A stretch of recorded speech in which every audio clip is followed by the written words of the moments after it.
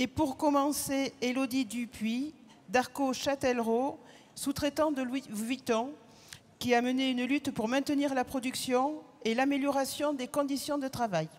Je te laisse la parole.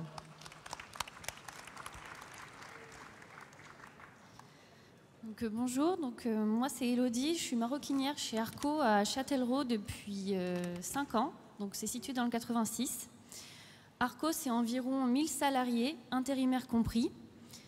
Mon entreprise fait partie de nombreux sous-traitants du groupe Louis Vuitton. Comme des dizaines de milliers d'autres salariés, chez les donneurs d'ordre comme chez les sous-traitants, nous fabriquons des sacs à main de luxe pour Vuitton, d'autres pour Hermès ou Chanel, dont de nombreux modèles sont vendus plus de 2 à 3 fois le montant de notre salaire mensuel. Nous sommes 80% de femmes dans ce secteur à fabriquer des produits de prestige en étant payées à peine au-dessus du SMIC pour les sous-traitants. Ce travail rigoureux, où les conditions de travail sont difficiles, a des conséquences sur notre santé physique et mentale. Certains collègues qui n'en pouvaient plus de cette situation ont adhéré à la CGT il y a quelques années pour se présenter aux élections du personnel et ainsi tenter d'améliorer les choses. Ceux qui ont été élus ont essayé de développer la CGT grâce au suivi de l'Union locale de Châtellerault et à l'appui de la Fédération Textile, Habillement, Cuir, Blanchisserie. Régulièrement, sur les panneaux syndicaux, les délégués CGT ont valorisé les avancées, même celles qui paraissaient petites, pour montrer aux collègues le travail syndical et tout ce que l'on essaie de faire pour eux et avec eux.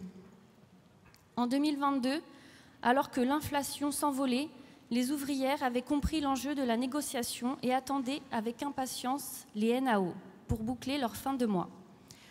À la suite des propositions CGT, à la deuxième réunion, alors que la délégation syndicale revendiquait 220 € bruts, la direction n'en accordait que 90.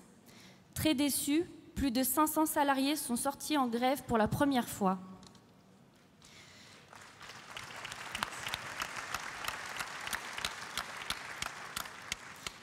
Il aura fallu plus de 3 jours de grève majoritaire dans les ateliers et plusieurs propositions de la CGT pour qu'un protocole de fin de conflit soit voté par les salariés et signé par la direction.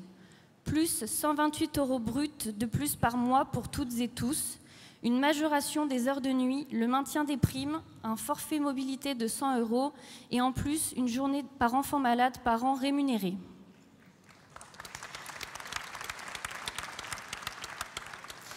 Nous avons douté et parfois eu peur de ne pas y arriver, mais le fait d'avoir été accompagnés localement par l'UL et appuyés nationalement par la fédération THCB nous a permis de prendre du recul sur notre conflit et de trouver une issue favorable pour les salariés dans cette négociation sous tension. Depuis, même si ce n'est pas toujours facile au quotidien, nous avons amélioré nos communications syndicales et avons réussi à renforcer la section syndicale en faisant adhérer de nombreux collègues. Nous avons construit ensuite une liste pour les élections CSE qui vise à représenter la diversité des salariés de l'usine. En janvier, nous avons fait élire tous les candidats au premier collège et commencé une percée au deuxième collège. La CGT est représentative à 100% chez Arco.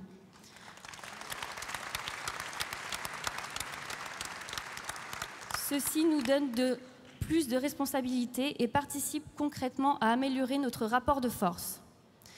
Nous sommes également nombreuses à participer aux grèves, aux débrayages et aux manifestations contre la loi sur les retraites qui veut nous faire travailler toutes et tous 2 ans de plus. Qu'ils viennent déjà voir l'état de nos mains, de nos bras et de nos épaules à 60 ans. Notre retraite, on veut la vivre en bonne santé et on veut aussi que nos enfants aient du travail.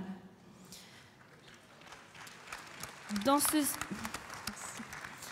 ce secteur de luxe comme ailleurs, il faut continuer à implanter la CGT en partant des réalités des salariés et plutôt que des grands discours, il faut comprendre nos difficultés réelles. Chez nous, le syndicalisme est nouveau et il mettra du temps à s'imposer aux donneurs d'ordre du CAC 40 qui cherchent en permanence à le réprimer. C'est parce que la CGT écoute, accompagne et forme, bref, qu'elle est utile au quotidien, que nous pourrons avoir de grandes victoires sociales demain.